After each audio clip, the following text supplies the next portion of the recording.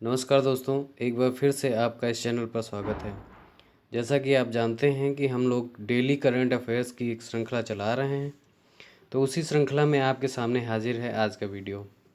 एक बात और, जो लोग पहली बार हमारा वीडियो देख रहे हैं वो इस चैनल को प्लीज़ सब्सक्राइब कर लें और बेल आइकन को प्रेस कर दें।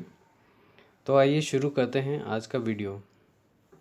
पहला प्रश्न है, दुआरते पचेको को किस संस्था का अध्यक्ष निर्वाचित किया गया है? तो इसके जो ऑप्शंस हैं, पहला ऑप्शन है विश्व बैंक, दूसरा अंतर्राष्ट्रीय मुद्रा कोष, तीसरा अंतर संसदीय संघ और चौथा है उपरोक्त में से कोई नहीं। तो इसका जो सही आंसर है वो है अंतर संसदीय संघ। तो ये जो अंतर संसदीय संघ है इसकी स्थापना हुई थी 1889 में और इसका मुख्यालय है जेनेवा, स्विट्ज़रलैंड में। और जो अंतर संसदीय संघ है ये यूएनओ का सदस्य नहीं है और जो इसके अध्यक्ष हैं इनका कार्यकाल 3 वर्ष का होता है। तो चलिए देखते हैं अगला प्रश्न। अगला प्रश्न है, लोन वरातू का संबंध किस राज्य से है जिसके तहत कई माओवादियों ने आत्मसमर्पण किया है? तो इसका जो सही उत्तर है वो है छत्तीसगढ़। लोन वरातू का संबंध छत्तीसगढ़ से है। देखिए, लोन वरातू का स्थानीय गोंडी भाषा में अर्थ होता है घर वापस लौटो। तो इस अभियान के तहत दंतेवाड़ा पुलिस नक्सलवादियों की पहचान कर उनकी फ़ोटो और पहचान को चौराहों पर लगाएगी और उसके बाद उनको घर वापस कराएगी। तो इसीलिए ये शुरू किया गया है।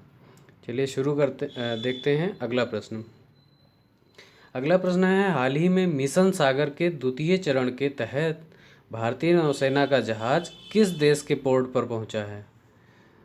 तो इसके जो ऑप्शंस हैं, नाइजर, रवांडा, सोमालिया, सूडान। तो जो इसका सही आंसर है वो है सूडान। सूडान इसका सही आंसर है। और देखिए, इस मिशन सागर का उद्देश्य क्या है?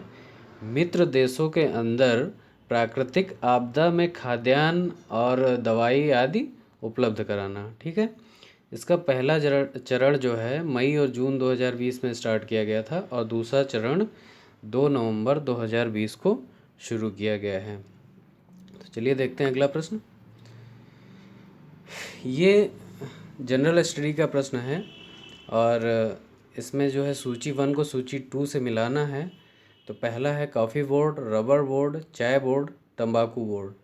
तो आइए मिलाते हैं इसको। तो जो कॉफ़ी बोर्ड है इसका जो मुख्यालय है वो बेंगलुरु में है और रबर बोर्ड का कोयम्बटूर में है। चाय बोर्ड का जो है वो गुंटूर में है और तंबाकू बोर्ड का चाय बोर्ड का जो मुख्यालय है वो कोलकाता में है। चाय बोर्ड का जो मुख्यालय है वो कोलकाता में है और तंबाकू बोर्ड का गुंटूर में है। तो इसके हिसाब से जो ऑप्शन सही होगा 1 3 4 2। तो ऑप्शन नंबर 2 होगा 1 3 4 2। चलिए देखते हैं अगला प्रश्न। अगला प्रश्न है, हाल ही में ऑस्ट्रेलिया के किस खिलाड़ी ने क्रिकेट के सभी प्रारूपों से संन्यास ले लिया? ऑप्शन है David Warner, Shane Watson, Steve Smith, Aaron Finch. तो जो इसका सही उत्तर है वो है शेन वाटसन। शेन वाटसन जो हैं वो ऑस्ट्रेलिया के खिलाड़ी हैं और इस समय आईपीएल में ये चेन्नई सुपर किंग्स की तरफ से खेलते हैं। पहले ये राजस्थान रॉयल्स की टीम में थे। तो चलिए अगला प्रश्न देखते हैं।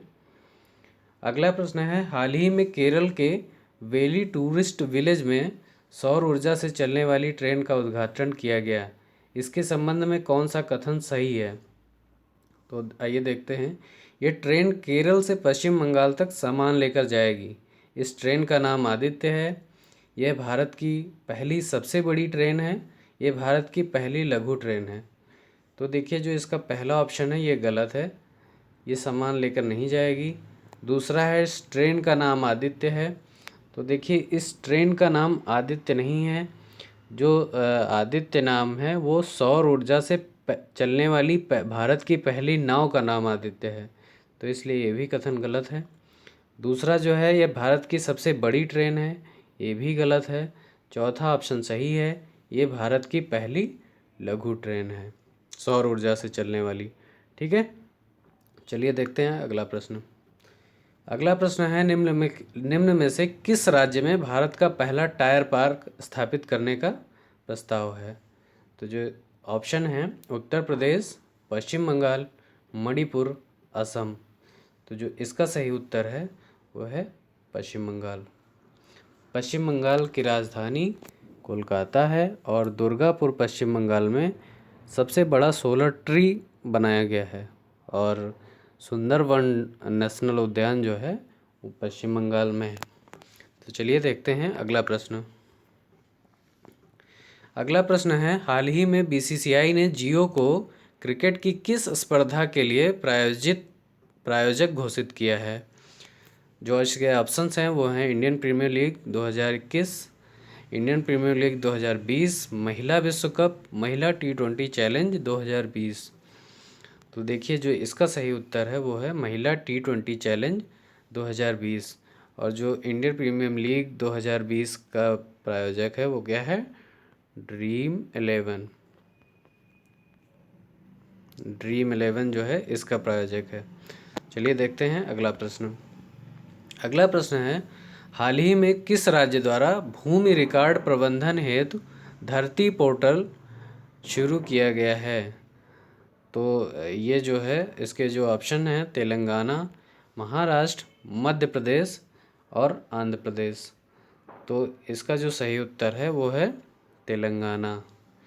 देखिए जो ये धरती पोर्टल है इसका जो है कि क्या है, ये भूमि रिकॉर्ड पंजीकरण को डिजिटलीकरण करके एक जगह पर सारी चीज़ें उपलब्ध कराना है। तो जो तेलंगाना है इसकी राजधानी हैदराबाद है और हैदराबाद में मूसी नदी है। ऑपरेशन पोलो भी हैदराबाद में चलाया गया। तो चलिए अगला प्रश्न देखते हैं।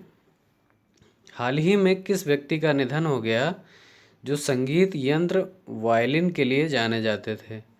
आपके ऑप्शंस हैं T.S.. Krishnan, Raju Sachdev, BN. Mishra, JK. Krishna. तो जो इसका सही उत्तर है टी.एस. कृष्णन। देखिए टी.एस. कृष्णन को जो है पद्म भूषण और संगीत कला निधि पुरस्कार भी मिल चुका है। तो जो पद्म भूषण पुरस्कार मिला था वो 1992 में मिला था और जो संगीत कला निधि पुरस्कार है वो 1980 में मिला था। तो चलिए देखते हैं अगला प्रश्न।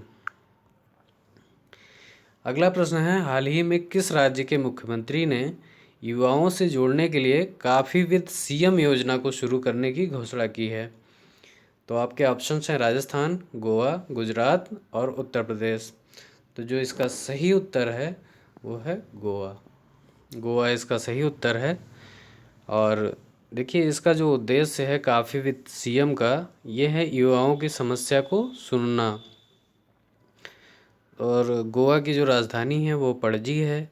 मुख्यमंत्री प्रमोद सावंत हैं। मोल्लेम राष्ट्रीय उद्यान जो है वो गोवा में है।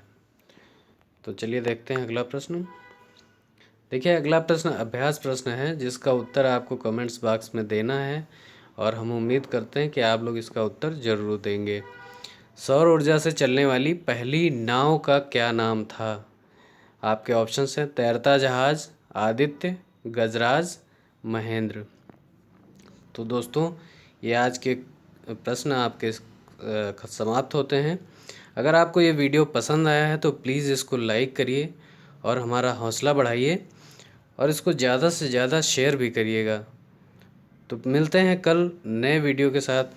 बहुत बहुत धन्यवाद।